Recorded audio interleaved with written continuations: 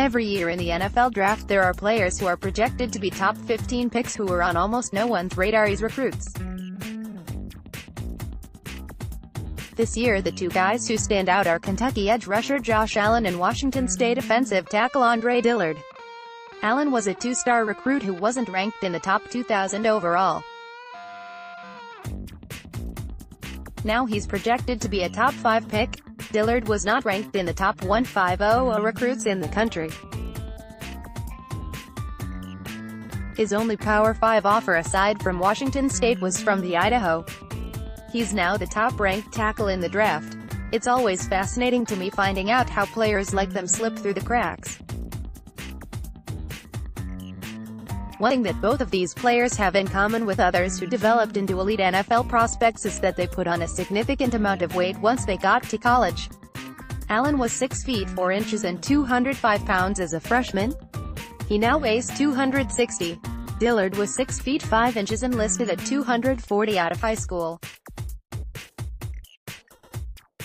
He now weighs closer to 315 pounds. Allen never played defense until his senior season in high school.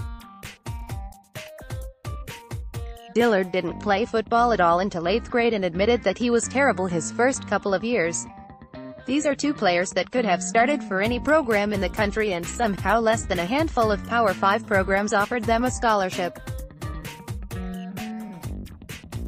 Size at the time was obviously a pretty big factor, but it shouldn't be as big of a factor for a lot of schools. Clemson or Ohio State might not need to take a chance on a kid that could grow into his frame, but what about these other programs who rarely have produced elite NFL prospects? Wouldn't it be better to take more swings on individuals with high ceilings like an Allen or a Dillard? I guess it's no different than an undrafted player like John Randall becoming a Hall of Famer or Tom Brady being a 6th-round pick. College programs miss on recruits and NFL teams whiff in the draft all the time. It just seems that with 5,440 scholarships to give out from the 64 Power 5 football programs playing FBS college football, players like Allen and Dillard shouldn't fall through the cracks for so many programs. Yet, it's something that happens every year, and we're always reminded of the misses by recruiting sites and college football evaluators every year when mock draft season kicks into gear.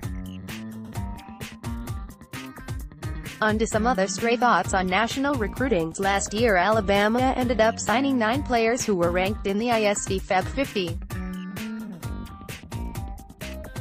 This cycle Clemson might do the same or even one-up them, after picking up commitments from safety R.J. Mickens. The good news is that all of these players will only be freshmen when they visit South Bend in 2020. The bad news is that Trevor Lawrence and Justin Ross were freshmen last year, and that didn't stop them from being dominant. In more bad news, Clemson also visits Notre Dame in 2022 when all of these players will be in their 3rd year. Back to the good news, wide receiver Jordan Johnson is the first wide receiver commitment Notre Dame since Michael Floyd, who could end up as a consensus top 50 prospect overall. That's where going 12-1 can make a big difference. Several invites aren't out yet, and there are still a number of regional camps in the coming weeks, but out of the 55 players who have been invited to compete at the opening finals, only 16 are currently committed to a program. Clemson has 3 of them. Texas A. Quarterbacks who have been invited to the Elite 11 finals, like Notre Dame commit Drew Pine, are not included in that because they still have to be one of the top 12 quarterbacks at the Elite 11 to then move on to the opening finals in Dallas. 7 of the 9 quarterbacks invited to that event are already committed to a program. Coming off a 4-8 season and with a coach who has gone 9-27 in 3 years, it would seem shocking that a program would have recruiting momentum. But here we are with Illinois picking up 2 big commitments this week in receiver Jadon Thompson and running back Reggie Love. He was offered by Notre Dame earlier in the process. They also just picked up a former highly touted recruit as a transfer in Wole Batiku, previously at USC. These are the kind of commitments that make news now, but if Illinois wins 4 games again and Lovie Smith gets fired, then they'll just be a reminder of what could have been. The under-the-radar recruit of the week really isn't that under the radar, so maybe this is cheating a bit. I'm picking him anyways because I think he's someone who has a chance to blow up a lot more during the process. Safety Alakai Gilman is the brother Alohi Gilman. Alakai has 6 offers, 5 of them from Pac-12 programs, so it's not like teams aren't aware of him. It's just that I have a hunch that he is a bit of a later bloomer, similar to his older brother, and I wouldn't be surprised if those scholarships doubled after the May evaluation period. He's a consistent playmaker on film even if he needs to clean up his footwork and technique quite a bit.